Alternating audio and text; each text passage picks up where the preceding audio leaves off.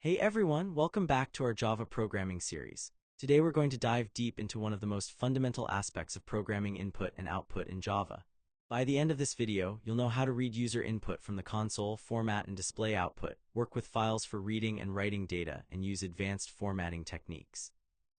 Now you might be wondering, why are we learning console input and output when most modern programs use fancy graphical interfaces? That's a great question. While it's true that modern applications use GUIs for user interaction, console input-output is perfect for learning Java fundamentals.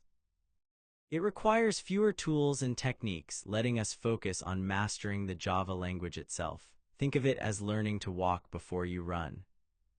Plus, console applications are still widely used for system administration, data processing, and development tools. You've already seen how easy it is to print output to the console using System.out.println. This sends data to what we call the standard output stream, basically your console window.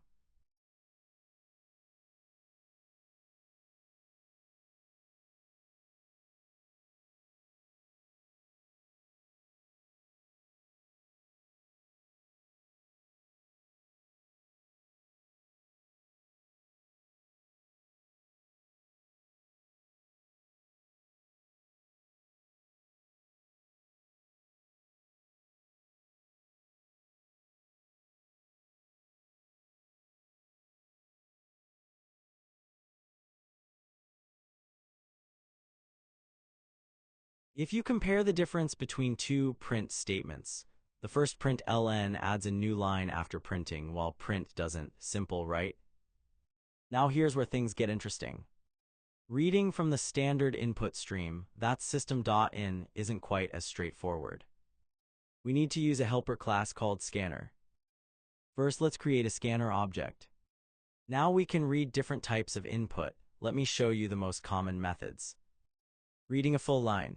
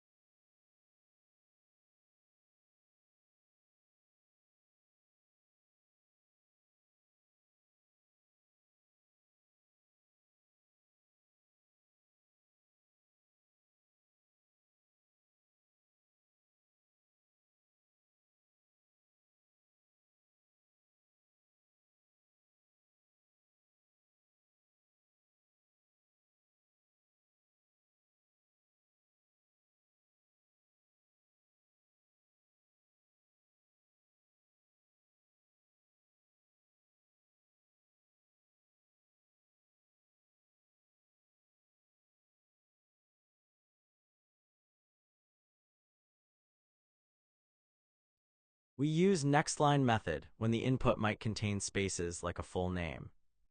Reading a single word. Next method reads just one word, stopping at any white space.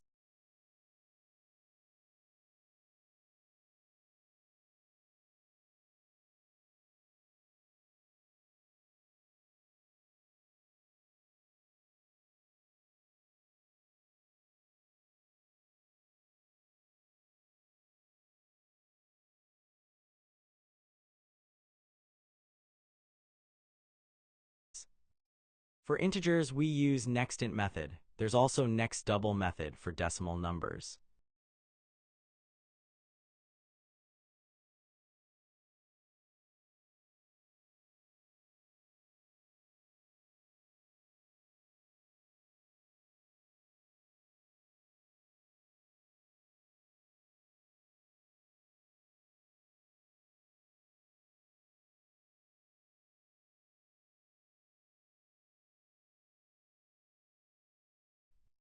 Let me quickly show you all the scanner methods you should know. NextLine method reads an entire line. Next method reads the next word. NextInt method reads an integer. NextDouble method reads a decimal number. HasNext method checks if there's more input. HasNextInt method checks if the next input is an integer. HasNextDouble method checks if the next input is a decimal. The has methods are great for validation. You can check if the input is what you expect before trying to read it. Now let's talk about a common problem. Watch what happens when I print this number. Yikes, that's way too many decimal places. This is a real problem when you're dealing with money, measurements, or any situation where you need clean, readable output. Fortunately, Java gives us the powerful printf method. Let me show you how it works. Much better, let me break this down. Percent starts a format specifier. 8 is the field width total characters. 0.2 is the precision decimal places. F means floating point number.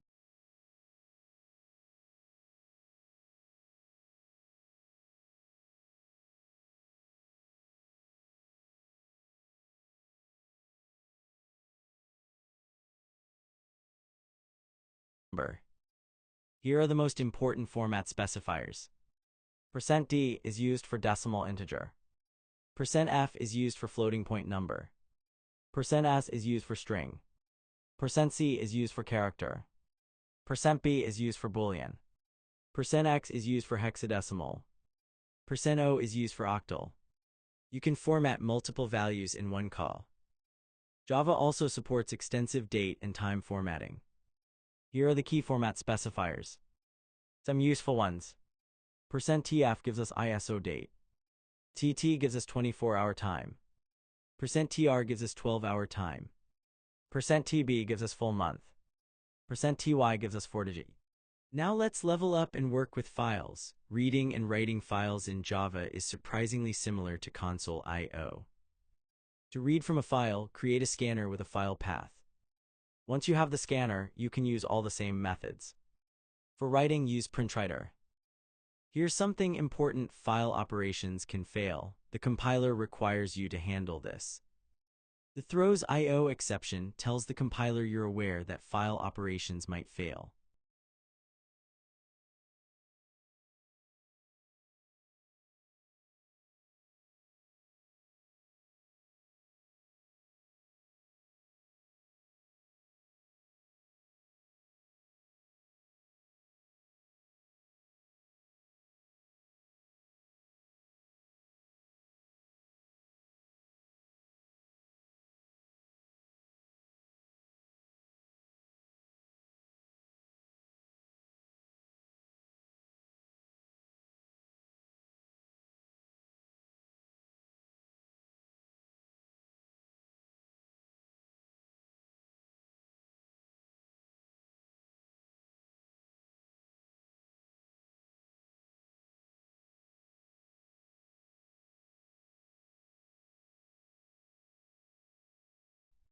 Let me show you a complete example that reads from one file and writes to another.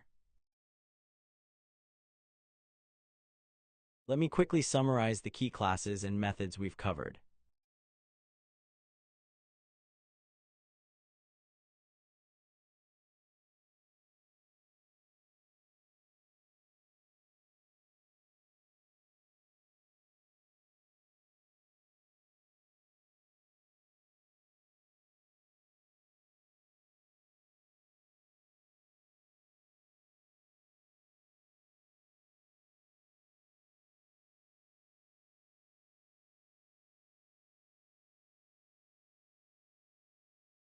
Before we wrap up, here are some important best practices.